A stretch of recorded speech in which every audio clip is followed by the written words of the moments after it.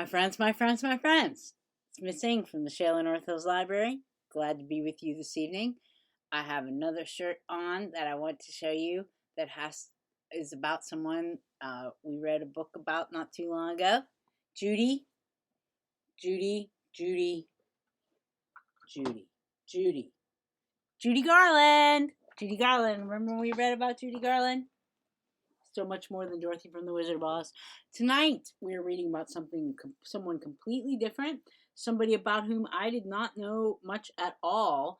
It's called the Mother of Feminism, an existentialist philosopher. Her name was Simone de Beauvoir. And the reason why I haven't read it before is because I wasn't sure how to pronounce her last name. Simone de Beauvoir. By Marie Isabel Sanchez Vergara, illustrated by Christine Rusi.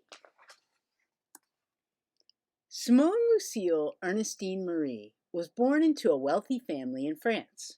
She lived in an elegant house in the city of Paris with her parents, her little sister, and servants. From an early age, Simone's father encouraged her to read and write. He often told her that she had the brain of a man. But why is a boy's mind different from a girl's? Simone thought. Overnight, her family lost their fortune. Her mother took on the housework while her father did little to help. Simone thought this was unfair. She had become a feminist before the word even existed. Feminism means that men and women would be the same, treated the same. Her parents managed to save enough money to send Simone and her sister to a prestigious Catholic school. Her father sent them to study so that they could earn a living by themselves without relying on a man for money. But when Simone turned 14, she started to question everything she'd ever learned. Some questions were really tricky to answer, like, does God exist?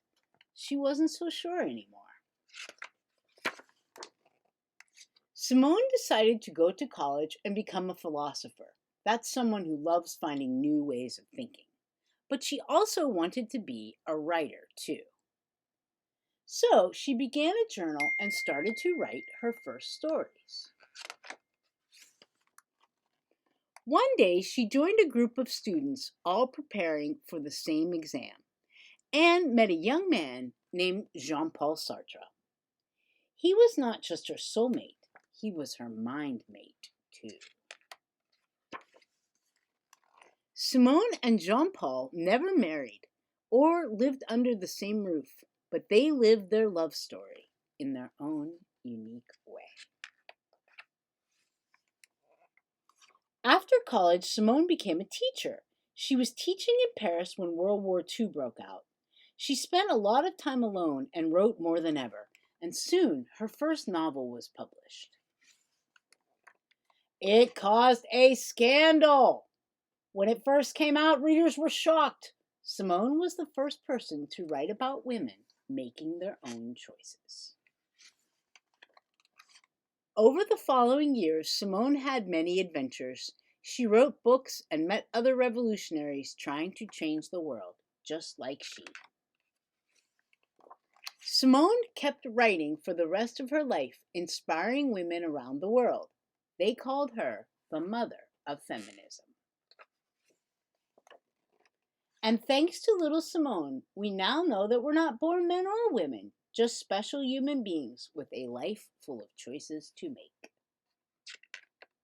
And that is the story of Simone de Beauvoir. She was born in 1908 and died in 1986. When I started working at the library. I used to work here when I was in high school. It's weird. And then I left and then I came back.